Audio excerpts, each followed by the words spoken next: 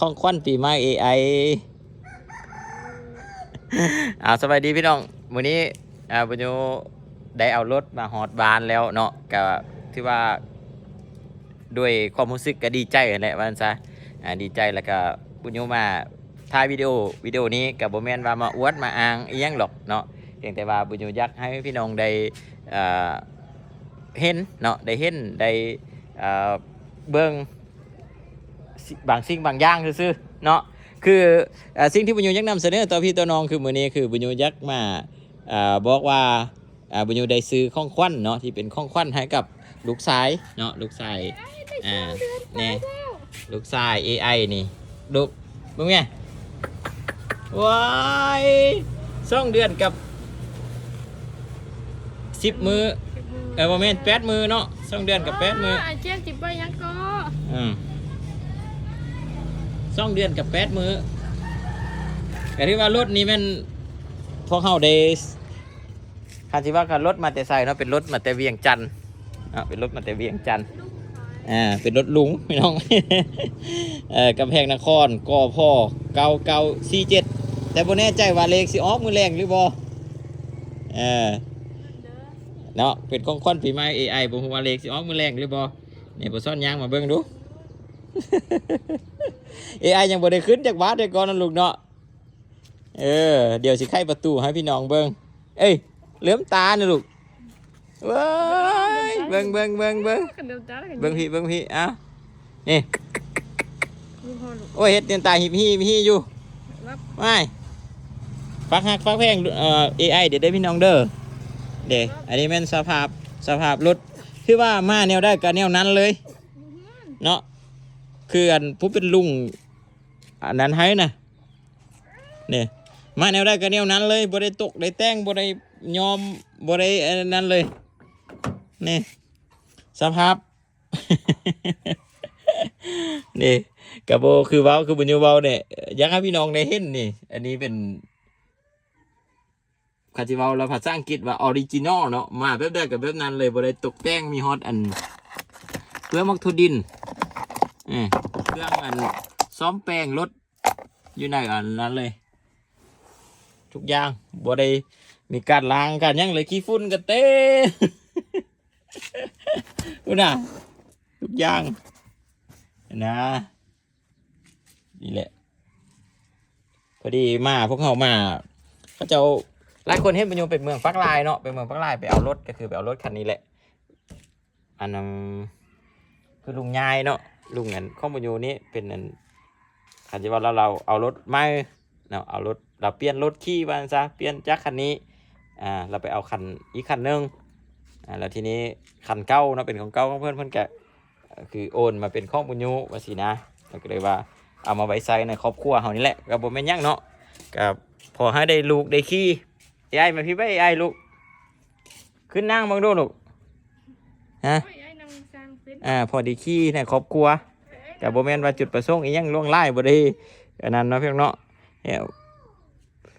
บ้านเมืองเพิ่นก็มีแต่ดนนั่นแหละแต่เฮาหักบ่มีเนาะพอมีเงินน้อยนึงก็เลยว่าหอมป้อมแจ้ไปซื้อก็คือพี่น้องเห็นนี้สภาพมันกับบ่ได้ไหม้บ่ได้เอี่ยมไม่ยังดอกอันนี้รีวิวให้พี่น้องเบิ่งเนาะบางคนอยากได้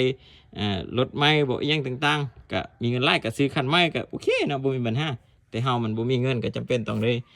ขี่รถที่เป็นสภาพมันก็นั้นแต่ว่าอันนี้เนาะหลายคนที่ถามว่าบุญโยเป็นรถแบบใดเป็นรถวีโก้คือพี่น้องเห็นเนาะคันผู้ที่ว่าเคยลิ้นรถลิ้นล่างกับสิฮู้ว่ามันเป็นสภาพทรายเดิมบ่ขั้วเดิมขั้วเปลี่ยนแปลงบ่อย่างต่างๆก็ว่ากันไปนี่ทะเบียนรถผู้ใดมีคอมเมนต์ยังกับคอมเมนต์เข้ามาAI ลองขึ้นดูลูกลองขึ้นดูแม่เพิ่นก็บ่ตื่นเต้นยังเลย เอาลูกมานี้มานึงไขประตูหรอขึ้นมานี้มานึง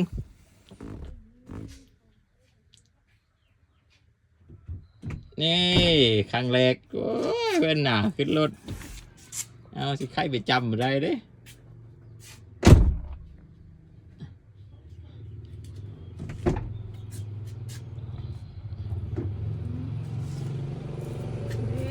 นี่ลูก โอ้ยครั้งแรกไอ้เด็กขึ้นรถไม่เนาะลูกเนาะรถงามเด้อ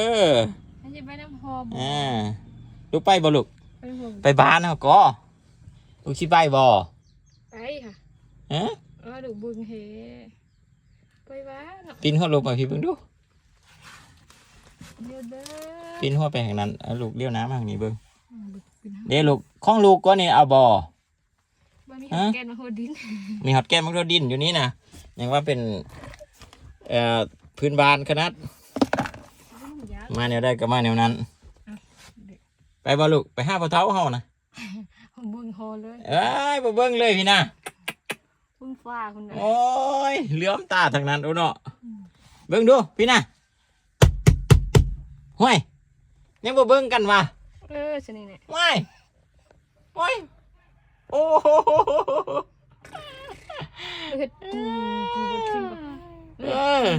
บูบขึ้นก็ขึ้นเนี่ยโอ้ยยิ้มแล้วลูกเห็ดปูบดขึ้นก่อนเนาะลูกเห็ดยังก็เอาขึ้นเนี่ยขับรถเห็ดปูหัดช่องเมาคนก่อนลูกม่านเด้อเนาะวันนี้นะรถนะลูกเนาะพอสิไปเอาเครื่องไปฮะเขาจะเอาก่อนเอาก็ต้องได้ไปล้างก็นี่นะสิเอารถไปล้างเด้เนาะสิเอารถไปล้างสิได้ไปอนามัยอะไรที่มันบ่งามเขาก็ต้องได้ไปแต่งไปแป้งมาตื้มเด้บอกคือรถออกมาแต่หานได้เนาะรถมาแต่หานก็จะกระสีแป้งให้มันงามอันนี้มันสภาพเดิมขี้ฝุ่นขี้ฟอยลูกนะพี่น้องขาฟังลึกขนาดนะลูกเนาะเอาเท่านั้นแหละเด้อพี่น้องเด้อขอบใจทุกคนที่ติดตามเนาะก็มีแต่ว่าติดตามบุญยนต์ต่อไปรถคันนี้บุญยนต์เชื่อว่ามันก็ต้องเป็นรถที่แบบพาเราไปทุกบ้านทุกที่แล้วก็ไปด้วยความปลอดภัยแล้วก็รถคันนี้ก็จะเป็นรถคันนึงที่คำคูณพวกเขาเนาะก็จะได้บุญยนต์ก็จะได้เอารถคันนี้ไปเฮ็ดบุญเฮ็ดทานเนาะยังต่างๆไปบางเทื่อเนาะคือพวกเขาเฮ็ดมาแต่กี้แหละมีหลายสิ่งหลายอย่างได้เดินทางไปหันมานี้เนาะบางทีเขามีเครื่องข้องที่เป็นเครื่องข้องที่แบบสามารถเอาไปช่วยบริจาคอย่างต่างๆก็สิได้เอารถคันนี้นั้นไปเนาะเบิ่งนี่แหละพี่น้องเนาะแต่ได้ก็ขอบใจเด้อขอบใจทุกคนที่ติดตามแล้วก็ให้กำลังใจ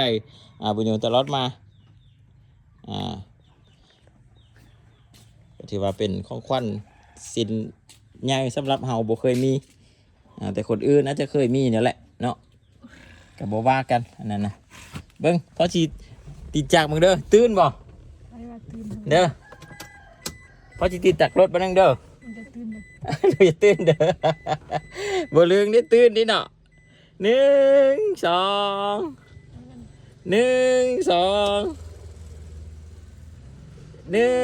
2เพิ่นน่ะเบิ่งแม่เพิ่นบ่น่ะ1 2โอ้ยบ่ตื่นซ้ำไอ้บ่ตื่นซ้ำจะลมแม่เพิ่นบ่น่ะลูกเนาะปื้อบ่ปื้อบ่ไปบ้านย่าบ่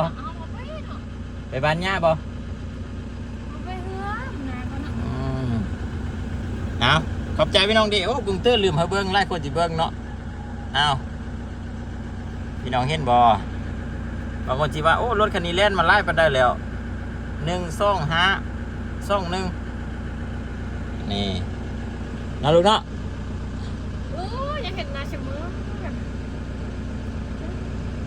อ้าวมุดดินดีใจบ่ลูก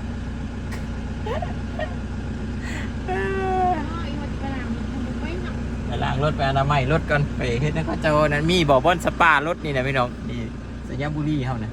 ได้ไปอนามัยหน้าอันนี้ดูดขี้ฟอกขี้ฝุ่นเด้ไอ้สิ่งหลายอย่างต้องได้ปรับปรุงแล้วก็ได้ใช้เงินไปปัวแป้งมันตึมเนาะเอาขอโศกให้ลาบขอให้หังให้มีผู้ใดที่เข้ามาเบิ่งคลิปนี้แต่ต้นจนจบบอกประโยชน์เด้มีความคิดเห็นเป็นไรหรือว่าอะไรใดน้องประโยชน์ก็ต้องขอบใจเด้อแล้วก็ขอให้ทุกท่านทุกคนที่ติดตามตั้งแต่ต้นจนจบนี้ได้มีรถไปใช้นำกันหมดทุกคนเนาะไปมาสะดวกเนาะบริตาขี้ฝุ่นขี้ลมก็โอเคแล้วเนาะเอาเด้อพี่น้องเด้อเอา1 2ไปกันเด้อพี่น้องเด้อ1 นี่บายบาย thank you เด้อขอบใจขอให้โชคดีพี่น้องเดินทางปลอดภัย เอ